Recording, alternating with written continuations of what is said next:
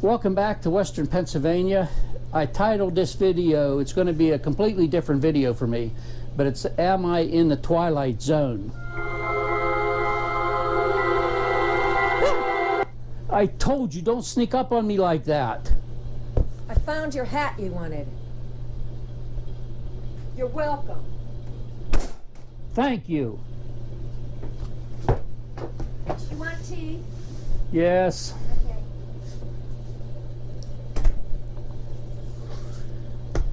Did you ever have deja vu, like something's happened before?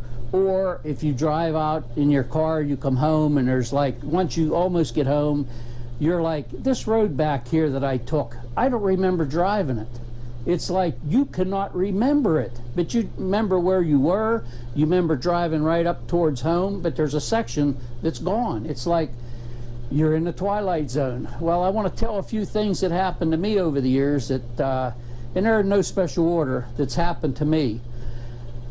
Lois and I worked on a TV show over in Monroeville, and we went there and we had heard who the main director was, producer, director, and when they're there, you don't talk to them unless they talk to you. So me and her were alone, just happened to be alone. We're walking up towards the set.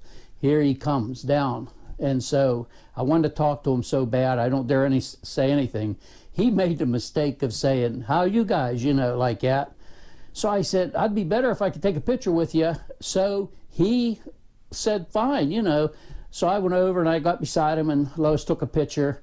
And he's probably the most famous pirate in the world. Now, I don't mean Pittsburgh Pirates, the ball team. I mean the sailing pirate. So here is the picture of me and him together.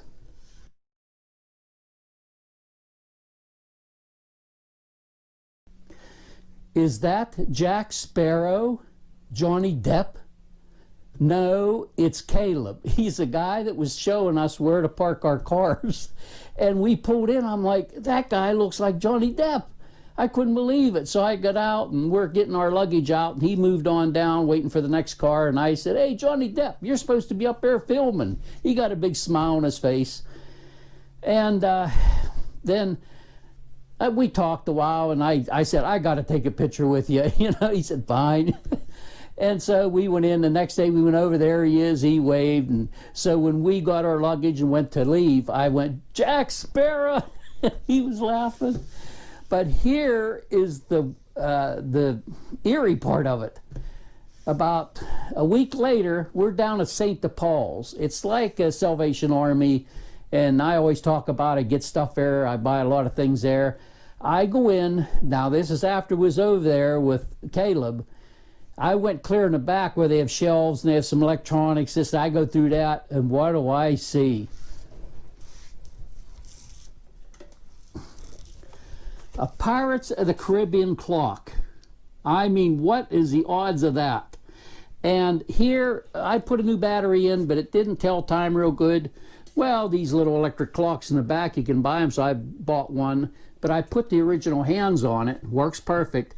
Because the second hand, if you can see, it's a key. Like the octopus guy had the key under there, and he had to get it, and it glows in the dark. And I'm like, what is the odds? So that's one. Now, I worked on Jack Reacher with Tom Cruise, and it was Jack Reacher. But I liked him, and he was, you know, I worked 4 days, a total of 50 hours, and only got used for about 10-15 minutes. And you have to know where on Jack Reacher where to look, where there's 4 screens.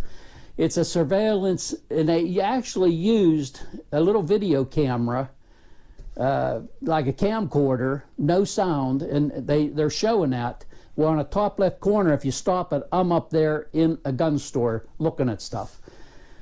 But it was worth every minute on that, working on that show, because I was down at Sewickley the last day I worked, where they did the car scene where he pulls in and he tears out. That was great to watch him do that. So I like space movies, and here Tom Cruise come out with the movie Oblivion. And I'm not going to give any details of the movie plot or anything if you haven't watched it.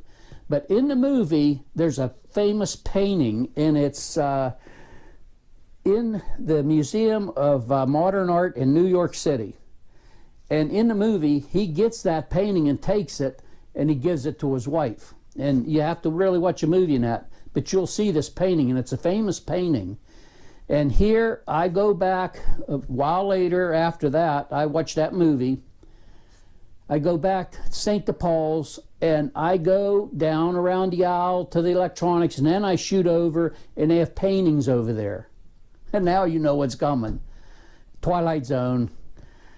I saw, the only reason I looked at the painting was there was some on the floor leaning back, and one had wood, like it was wood slats. And if you have something painted on wood, it might be valuable. So I went over and I leaned it out to see what it was. Well, that painting I wasn't even interested in. The next painting had its face towards me. I could not believe it. And here it is. So they wanted, I think, let's see, $15 a painting. I take it up to pay for it, and she goes, well, the paintings are half price, $7.50. So I couldn't pass it up. So here it is. This is a print of the picture in the movie, and got it for $7.50. I looked it up on eBay, just wanted to know, and they said the prints are going for like $120. Well, you know I'm not going to sell it. And this painting is of it looks like a young lady, but she was really 55 years old when he painted this, and she had spinal injury, and she couldn't hardly walk, so she would drag herself through these fields. Well, the artist, Andrew Wyatt, painted it, and he actually, let me get it around so I can show you, because I had to research it. Pardon me 1 minute till I get my mic back on. I'm in close quarters. And she looks a lot younger here. And here the artist rented a place up in this building, and that was his studio. So he was painting this whole area, and he happened to see her, and he went down and he said, you know, he wanted to do her portrait, and that became a famous painting. And here, over this way, there's tree line and some woods and that. Well, that artist, when he passed away, he is buried right over there. But that's the picture was in the thing, and I seen it. Well, Lois knew I had to have it. I had to have it. Okay, moving on from there. The first time we ever did a movie, we had a nephew that had done a movie, so he knew how to get your wardrobe and, you know, how to carry it so you don't have too much, because he knows you're going to be maybe, you know, carrying it around the set a good bit. I was out, we were out, and I seen a jacket I liked. And I wanted it, and it was kind of expensive, and I thought, no, you know, it's a little too much for me. It's nice, it fit perfect, looked good. Lois said, I'll buy it for you. I said, okay. So I bought it, and it's this brown coat, and I have worn that so much in movies. The first movie I'm ever in is I Am Number 4 with Alex Pettifer and Diana Agron. She's was on Glee, and I wore this, and I got seen really good in it. And there's a carnival in that show, and you can see me different places in it, but one place I step out and I'm right there with it. I called it my lucky jacket, and I took it all the time. And even if I just had it with me, I was getting good parts. But this jacket they really liked. They liked the color of it and everything. So I really liked the jacket. It started to get a little lighter from washing and just like getting worn. And I thought, you know, I told Lois, I said, man, if I could get another coat like that. I said, but They probably don't have them now, this and that. Go to St. Paul's. You know where this is going. I go back and I always look through the jeans, see if I can find jeans or something like that. I go over to the shirt, happen to see a jacket hanging up. Here, it's the same jacket in a green. And this jacket was expensive. This one, probably maybe $2, $2.50, if that. And I said, I can't believe it, it's the same jacket. Bought it. We go in again later on. Lois come over and said, come here, I got to show you something. Another jacket, the same thing. So I bought it. Another probably $2 at the most, or $2.50. And my sister-in-law always said, you get good parts. I said, it's this jacket, this brown one. She said, can I borrow it? I said, no. I said, you know, when I quit doing movies, they're going to put it in the, you know, Smithsonian beside Fonzie's jacket. I'd always get good parts. And so I got 3 of them. And it was just, you know, it's like strange how that happens. Then we go to Harbor Freight. I had things written down that she wanted, I wanted, and I said, they make a little reference book. I said, I'd like to get it. And I figured it's on machining, but it's on everything. And it's a little book, great book, but the only thing is, it's small print. You can see it's little. I mean, you got to need a good light. And then when you're my age, it's kind of hard to, you know, see them. You have to really look. Some of the print's small, but it has everything on it. I mean, oh, math and about metals, just on and on and on. It's. I thought it was like for machining, and it's the Pocket Reference by Thomas J. Glover. And they had it. Okay, we go in. I told her, had everything we wanted. I said, I can't find that book. We started through the aisles. Where could it be? Look. So finally she said, I'm going to ask. So we go up front. She went over and asked him. She come over and said, aisle 6. He said, if they have it, it's in aisle 6. We get down the first part of aisle 6, and then there's a crossway. It wasn't in there. We go to the second one. Well, now with the virus and the mask, you know, you don't like to get close to people. But on down, there was 2 guys standing there kind of talking, and I thought, well, we'll kind of go down and stay over and try to get past them. We get down there ain't, and they just, that was not long after Good Friday, so, you know, they have a sale, and a lot of empty shelves. Can't find it. Well, this guy, 2 guys, I just passed him, and I heard this, like that, on the floor. And I looked down, it's this book. And I'm like, where did it come from? There's no other books, you know. I picked it up. I thought it was his, and I thought, man, I want it, you know. And I looked at it, and I told Lois, where'd this come from?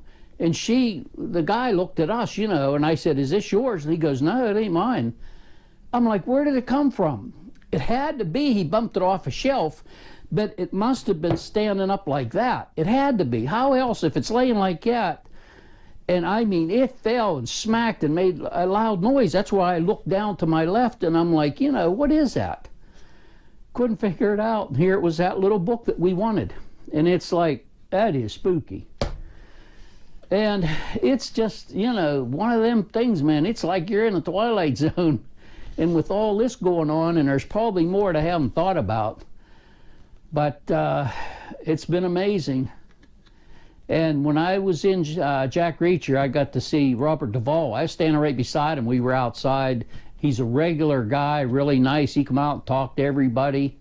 And they always say Tom Cruise is kind of mean. No, he was nice when we were there. All 4 times, he had a guy out of Pittsburgh that goes around with this cart and all this equipment, and he makes them flavored coffee drinks and the cappuccinos all fresh. I mean, that thing's steaming, it's doing this and that.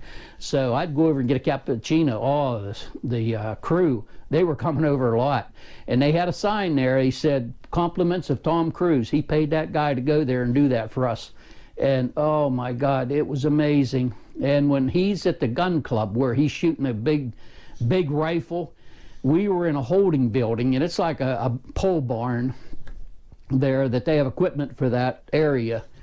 at the gun club, and when he shot that thing, it sounded like a cannon going off. So we had to go out and look. We could see him up on the hill, you know, and see somebody shooting. And here, that's when he was shooting it, and then Tom Cruise started shooting it and that, doing the scene. And it was amazing. And we would go from there over to a big golf club. I mean, it was a big building.